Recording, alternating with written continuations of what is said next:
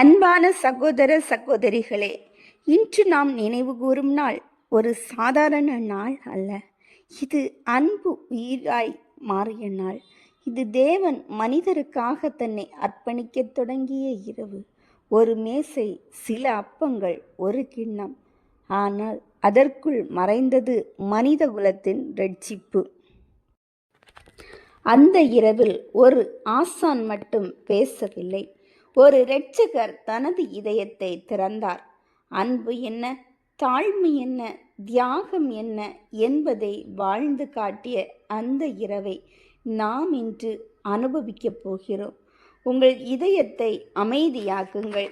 இந்த செய்தி உங்கள் உள்ளத்தை தொடட்டும். பெரிய வியாழன் அன்பும் தியாகமும் பேசும் இரவு. அமைதியின் ஆழ்ந்த இரவு அது.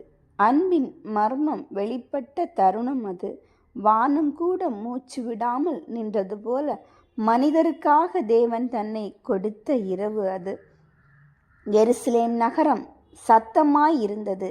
ஆனால் அந்த மேல்மாடி அறை ஒரு புனித நிசப்தம் கொண்டது. அங்கு நடந்தது சாதாரண இரவு உணவு அல்ல. இரட்சிப்பின் வரலாறு தொடங்கிய தருணம். மெதுவாய் அமர்ந்திருந்தார் ஆண்டவர். அவரை சுற்றி அன்பு சீடர்கள். அவர்களின் கண்களில் சந்தேகம் இருந்தது. ஆனால் ஆண்டவரின் கண்களில் அமைதி மட்டுமே இருந்தது. கைகளில் எடுத்தார் அப்பம். அது ஒரு உணவு அல்ல, அது ஒரு அர்த்தம், அது ஒரு உடன்படிக்கை, அது ஒரு அர்ப்பணிப்பு. இதோ என் உடல் என்றார். அந்த வார்த்தைகள் மனித குலத்தின் வரலாற்றை மாற்றின. சாதாரண அப்பம் தெய்வீகமானது. பின்னர் எடுத்தார் கோப்பை. திராட்சரசம் நிறைந்தது. ஆனால் அது இரத்தத்தின் அடையாளம். இது என் இரத்தம் என்றார். புதிய உடன்படிக்கை எழுதப்பட்டது. அன்பின் மொழி அப்போது பேசப்பட்டது. சட்டங்கள் இல்லாமல், தண்டனைகள் இல்லாமல் அன்பே ஒரு கட்டளையானது. அந்த இரவில் ஒரு அரசன் அடியாரானார். மகிமையின் ஆண்டவர் தாழ்மையின் சின்னமானார். சிஷ்யர்களின் கால்களை துவைத்தார். மண்ணில் நடந்த கால்கள் அவரின் கைகளில் இருந்தது. அந்த காட்சி வானத்தையும் வியக்க வைத்தது. நான் செய்ததை நீங்கள் செய்யுங்கள் என்றார். அது ஒரு கட்டளை மட்டுமல்ல, அது ஒரு வாழ்க்கை நெறி. அன்பு சேவையாக மாற வேண்டும் என்ற அழைப்பு. பேதுரு குழம்பினான். ஆண்டவரே, நீங்கள் எனக்கு என்றான். ஆனால் ஆண்டவர் சிரித்தார். அன்பு விளக்கமில்லாமல் செய்யப்படும் ஒன்று. அந்த இரவில் அன்பு மண்ணை தொட்டது. அன்பு மனிதனாக இறங்கியது. அன்பு பணிவாக மாறியது. ஆனால் அதே மேசையில் ஒரு இருள் இருந்தது. யூதாவின் உள்ளத்தில் ஒரு போராட்டம் நடந்தது. அன்பும் ஆசையும் மோதின. இறுதியில் ஆசை வென்றது. முத்தம் ஒரு அடையாளமானது.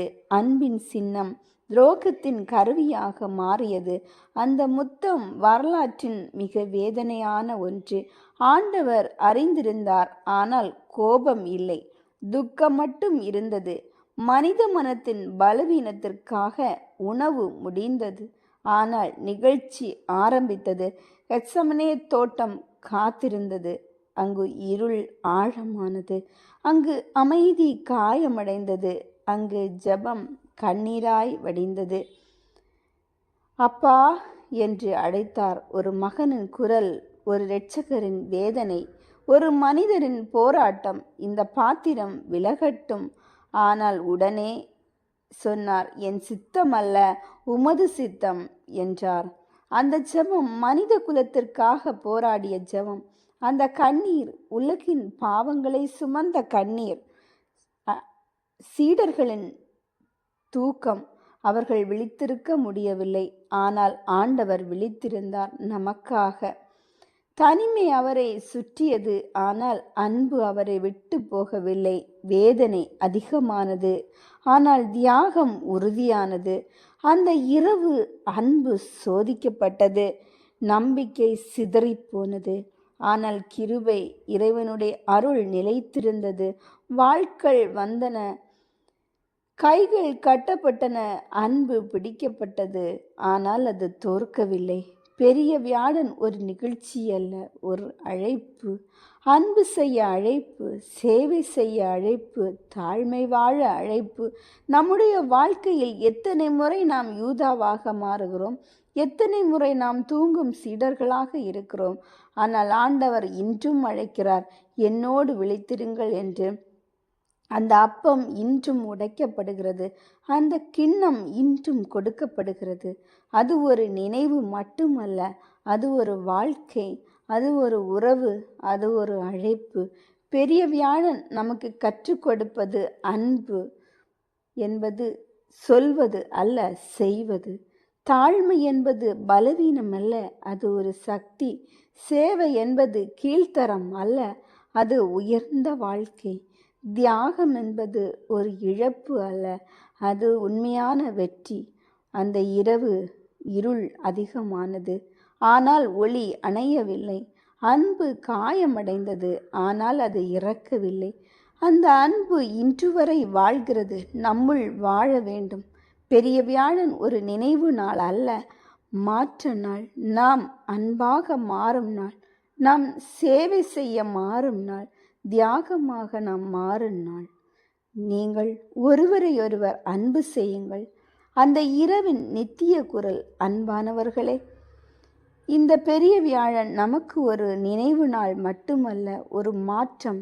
அந்த அப்பம் நமக்கு சொல்வது, உங்களை உடைத்து அன்பாக வாழுங்கள். அந்த கிண்ணம் நமக்கு சொல்வது, தியாகம் செய்ய தயங்காதீர்கள். அந்த கால் கழுவும் செயல் நமக்கு சொல்வது, பெருமை அல்ல, தாழ்மைதான். உண்மையான மகிமை இன்று நாம் கேட்கக்கூடிய கேள்வி, நாம் அன்பாக வாழ்கிறோமா? நாம் சேவை செய்கிறோமா?